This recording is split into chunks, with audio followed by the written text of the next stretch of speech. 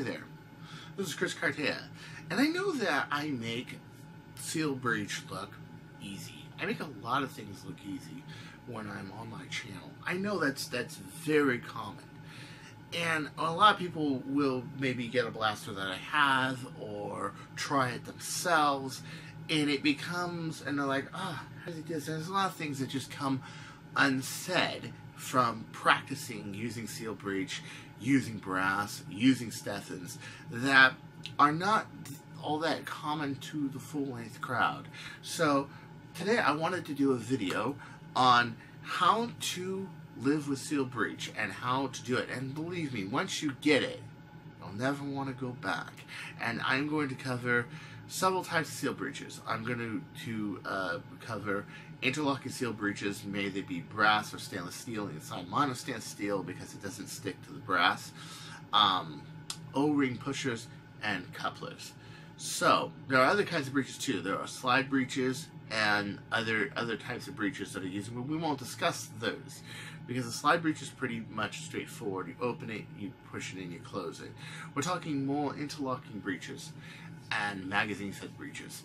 So sit tight. Hold on. Had a recon lying around somewhere. Wow. Okay, I think I boxed it. It's this kind of breech system is so antiquated to me that I actually boxed it. Wow, you know that you've been dealing with Sealed Breech for a while when you realize that you took your recon, or one of them that you had, and you actually put it into storage. Oh man, okay, so here is a old Raider. It's cracked right here. I gotta fix it one day, but this is a clear series Raider, and I guess this would be good for a demonstration. What most people are used to is essentially taking some full-length darts. Do I have any full-length darts? Oh shit. Okay, hold on, I have full-length darts. I know, and well, let's put it this way. When we first got our first clip series blasters, we, well, actually more like magazine, don't call them clip series, but we all got used to loading our darts, you know, wow, that was terrible, and firing them. Okay, and getting used to the means of doing it. And since it's been a long time, since 2006 or 2008, and I'm still having trouble getting this out of here. Okay, there we go. It's been a long time since we had to go through that learning curve of learning to load our dots, learning not to have them back like this or forward like this or anything like that, or to load like a whole bunch of them, and you know, and learn to tap them like that so that the heads aren't against the front and things like that. Well, a Stephan blaster or a Sealed Breech blaster, same thing. God, we have come a long way. Okay, it's been a while since we've had to do that. Well, you got to do the same thing. You got to get used to the firing system. Okay, so like let's say a magazine fed blaster. You have your normal end strike magazine fed blaster. You basically have a bolt, and that bolt is where your dart goes. That bolt is not just the chamber for your dart, your barrel. This is only for looks. That's why I wanted to find a recon. I didn't really want to use this thing, but this is only for looks. It basically has puts no power in the dart, doesn't act as a barrel surface at all. It essentially just guides the barrel that's going out and usually slows it down quite a significant amount. Now, let's see here. I just probably fired a dart. Ooh, no air restrictor either. I just fired a dart 40 feet per second. Well, what's the difference between that and this? 210 feet per second? Yeah, about. Exactly. This can do between 230 and 250, only it's just under 250 to meet a hard limit for a BTA match. That means that functionally, to do this, the blaster has to be immensely different. So in what way is the blaster immensely different? Well, okay, you prime it like normal, you're going to add a little more length to it, but there's a few things you can get away with, let's say, a Sealed Breech. You can go with a normal end strike mag-fed blaster than you can a Sealed Breech Blaster. Okay, let me explain a few of those things. If I, for example, do this, let's just say, let's not push the breech in all the way. Let's put it in like right there, right? What's going to happen? Well, that time it fired, but you may not actually be so lucky because the breech has to be completely sealed in order to fire your dart. That means you've got this huge spring back here. This one's got a 16 in there. You got a dart, and you have a pusher. Now, your pusher surface is not just the surface into the gate. It actually has to go into the gate and interlock. Also, you can have a lot more problems with jamming and things like that. Instead of the dart going into the bolt, which some blasters have what's called a sleeper breech, which will allow that, it will push into the barrel. Because of this, you got to worry about the back of the dart surface. It has to be crowned really nice in the back. But mainly, you have to give it a full seal when you fire. Right, let me show you. You know? It has to be able to do that. If you can't do that on closing or whatever modification you did to your blaster, it's not going to have the full seal to push your dart out the 10, 11, 12 inches of brass or however many you have. And your fire will be incomplete. And not only that, you could damage the internals, you could hurt the blaster, and you're definitely not going to hit anything. You're not going to have a good day. So, this blaster in particular, not worker prophecies in general, but this blaster in particular has a problem. Can you tell me what it is? So I'm going to prime it all the way full, right? What the heck just happened? It didn't fire, and I heard that plunger just go slap. Yeah, what happened? Well, I'll tell you what happened. Let's unload our magazine. It loaded the dart into the dart gate. But what did it do? It's got no O-ring. Right. So my friend was borrowing this, and I was showing him this blaster. And within a mag or two, it actually busted the O-ring. Yeah, it happens. And because of that, I got to get a cleaning rod, and I have to eject the dart out of here in order to do that. So one danger with Sealed Breech is if you don't have an O-ring, it's not going to have a complete fire and you will jam it. Now,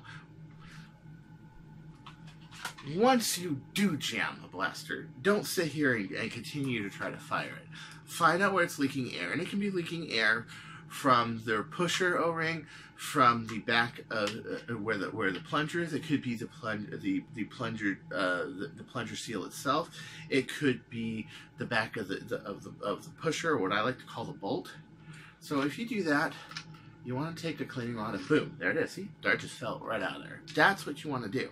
But there's more things to consider if you have a Sealed Breech Blaster, and it's not that foreign to already the idea of a normal blaster, the spring-fed blaster. It's just you are adding a couple more things. That's pretty much it. First off, you want to make sure your dart gate is completely together, that it's not moved, the barrel's not loose in there, and that's sealed. Second, you want to make sure it's feeding right, and it's not chipping darts, anything like that. Third, you got to make sure that everything's screwed together. Your pusher's screwed together to your bolt's pushed together to your pusher cup if you have like a long shot. And you want to make sure your rings are in. They're not folded, they're not bent, they're not too small or too big. Yes, it gets more complicated, but the rewards are staggering. This blaster can hit 200 feet per second consistently and accurately. It's actually a very nice form factor for a blaster. Prophecy is. You got your top rails, it's very solid, everything else. I just don't like Chinese business ethics. That's just me, okay? But it actually is. A CETA, same thing. You want to make sure that's interlocking. Now, on CETA, you may have what's called an Omni breech, and that is a breech that doesn't have an O-ring on it. So if you don't see an O-ring channel, don't worry about it. But, well, do worry. Get something that has an O-ring breech. We didn't buy modded blasters to get a firing system that can do both ammo types, but is not good at either. Yeah, you don't want that. You don't want that. I'm going to take Jet Omega. I'm going to throw in a Stefan dart, and I'm only going to prime it like that. Okay? So I'm going to take the side of the box right here, and I'm going to fire it. Now watch what happens when I fire this. See that? It didn't go through. Why didn't it go through? Because it's not pushing all the energy on the dart, because some of the air is getting out before it fires. Now, of course, you saw the breech. It goes forward, it goes back forward, and it does fire, but it doesn't, do what it's supposed to do. Now, what happens if I take that dart, I take the same dart, ACC version 5, and now close the breech all the way. Watch. Watch, watch, watch. It went through. Why? Because all the power is now in the dart. I'm not losing any airflow in the plunger whatsoever because it's all the way closed. This is what happens when you don't close your breech all the way. You'll get that rather than that. And it's not pretty, okay? So you want to make sure that it's all the way closed. Everything. Especially the Omega kit, because it's all the way. But I will say this. I like the Omega kit design a lot better than the Worker Prophecies design. Or the Artifact design, because it has a bigger push. I actually like this kit a lot. I'm just saying it as a precaution. You want to be careful and know your kit and know what you have. And everything is just a little different when it comes to Stefan. That you have to make certain allowances for Stefan and Sealed Breech. Let's use another type of Sealed Breech here. This is Bird of Prey Type LT. Now, although Bird of Prey Type LT is not the most common blaster you're going to find on the field, as a matter of fact, there may be a handful of these out there. A handful. Most of them being mine, and I'm known for having the pistol with the wings. I am, okay? But this breech system that is used is kind of common, okay? And that is, of course, a rasp barrel. Now, a lot of times they'll use rasp barrel, sometimes you'll use CPVC, something like that. But there's several things you have to understand.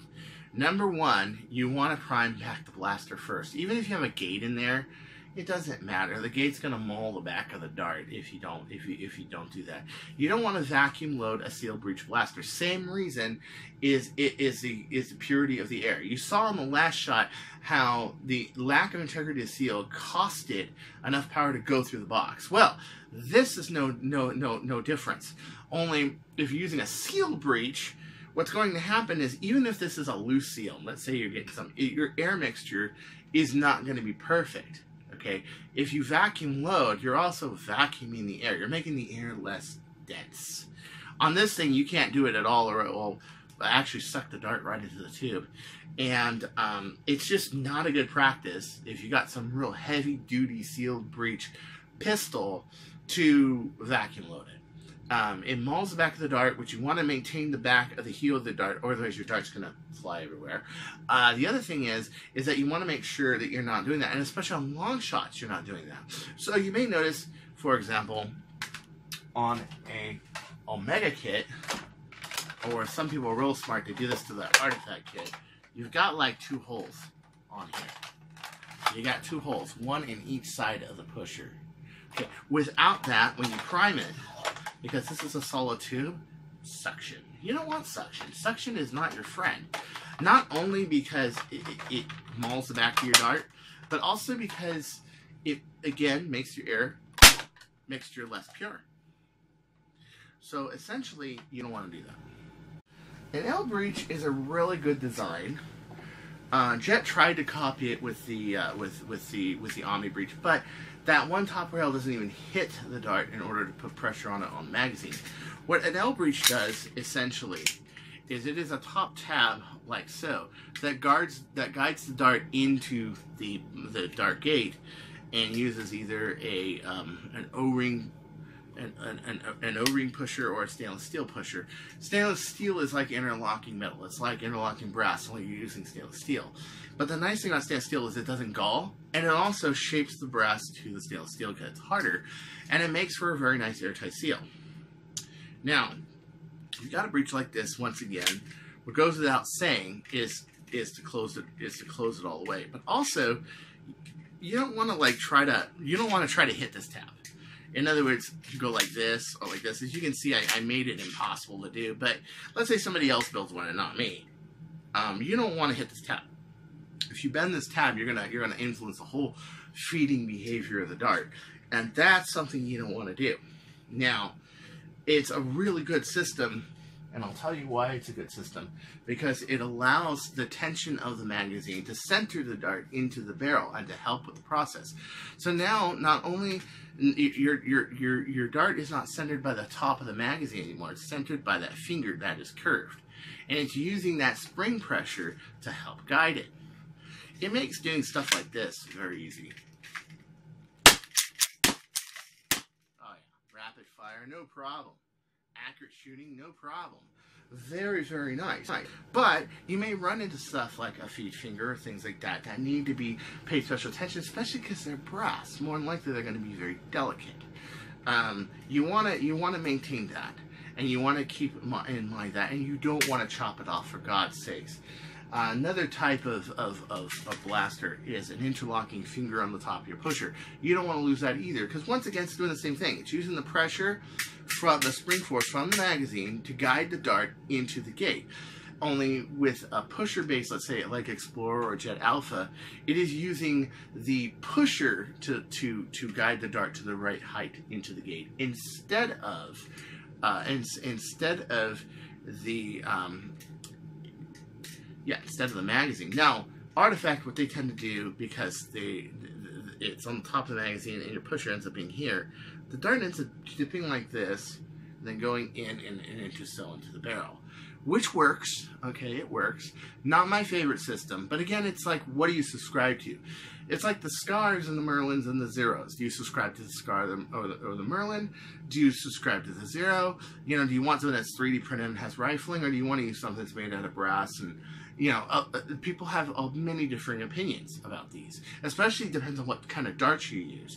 A worker dart doesn't work very well for a Merlin, but it works extremely well for a Scar. Or Merlin works extremely well for bullet head darts like ACCs, Explorer version 2s, PAC-Ds, extremely well. So a lot of it depends on what you shoot. And again, with Sealed Breech and Open Breech, the same thing. But the accuracy, the power, the fact that you can aim it and you got a pretty good chance of hitting somebody, I think is just second to none. So until next time, this is Chris Cartaya saying, don't you go changing, or I'll find you. You thought I forgot to fire this, didn't you? Oh, just blew the dart out of the dart. I wish you could have seen that. That was really crazy. See you later. Doodles.